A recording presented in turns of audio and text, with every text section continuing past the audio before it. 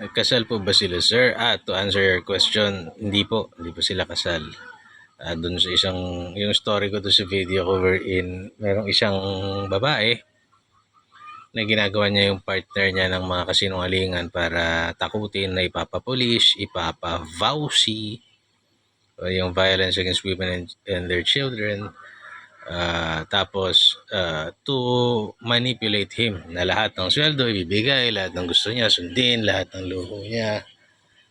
At kung makikita mo sila, kawawa yung asawa, talagang pabayaan na sa sarili, trabaho lang ng trabaho. At nabisit pa ako kasi yung kapitan parang pinoint out pa na dapat kumuha, huwag ko naman ikwento, buwisit ako doon sa kapitan na yun. Putang ina, pagka ang sarap kasuhan eh. Conduct unbecoming, di ba? Nang o-oppress ka na ng tao, yaman na. Maraming ganyan. Marami na ako nakita. Believe me.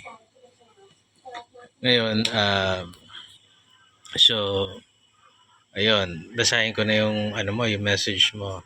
Iwan na niya at kunin yung mga anak niya. Kainis yung mga babae na yan, di na nahiya.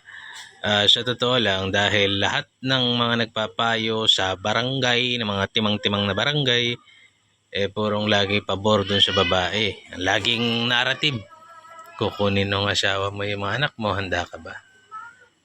Kaya nga pinapoint out ko sana nung sumama ako doon na tingnan nyo munang maigi yung kalagayan. Sino ba yung nagpo-provide? Sino ba yung nagte-take care? Para sana tulungan ng komunidad yung taong yon na mag-explain doon sa barangay, makita ng barangay kung gaano kabuti yung taong inirereklamo nila. At makita rin kung gaano kasama yung nagre-reklamong babae sa kanya na wala namang ikabubuhay doon sa mga bata at puro pangdarambong, panggugulang ang ginagawa doon sa komunidad nila. So, nakalulungkot, nakaka-frustrate. Yan ang kabilin-bilinan sa amin ng lola namin kapag may kasintahan kayo, lalo na asawa. Kung itutuloy ko lang inaalala ko sa comment niya, huwag ninyong pagsasalitaan ng masama. Respect yun eh. Respect, no? Ang punto ng lola doon is galangin mo yung asawa mo. Diba? Igagalang ka ng asawa mong lalaki, pero ikaw bilang babae, your role, talagang igalang mo yung asawa mong lalaki. Wag mo siyang hihiyain. Itong nakita kong to, talagang sa lahat pinapahiya siya, walang pakundangang pagpapahiya. And the purpose na ayaw niyang umiinom yung asawa niya. Ayan, ito kasi nagamit niya ring butas yung pag-inom ng asawa niya, di ba? Kasi masama yun eh. Ipang-iinom mo na nga lang. Sana bigay mo na lang sa amin. Iinom ka na nga lang. Baka manggulo ka pa dyan. O sinyachaktan mo ako pag nakainom ka. Pero hindi eh. Hindi. So umuwi ako doon 10 years ago. 8 years ago lagi na ako doon eh. Nakikita ko, naririnig ko, na-observe ko. Personal observation. Nakakasama ko yung lalaki.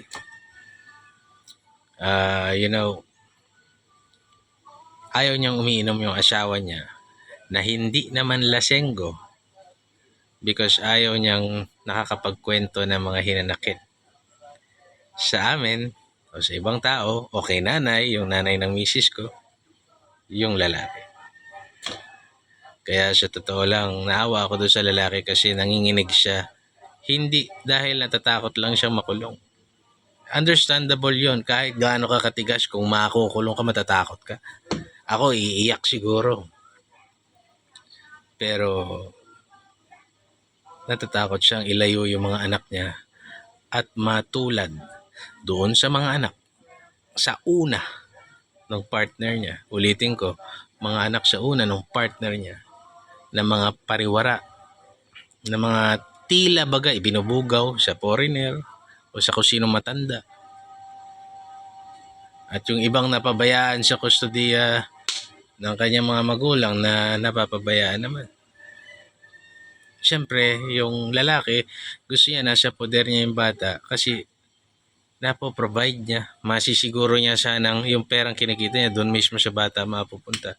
At natutulungan siya ng pamilya niya, nanay niya, sisters niya na tingnan yung mga bata. Nakakalungkot. Nakakalungkot. Napakarami nito. And I'm very glad na isang babae na katulad mo ang nakaunawa. Kasi marami na ngayon, puro feminista na eh. Puro women's rights. Women's putang ina, ginawang... Vauci law is very good. Pero ginawa yan, walang counterpart na batas sa lalaki. Ginawa yan to emasculate men. Saka ako napupuntahan yan. God bless.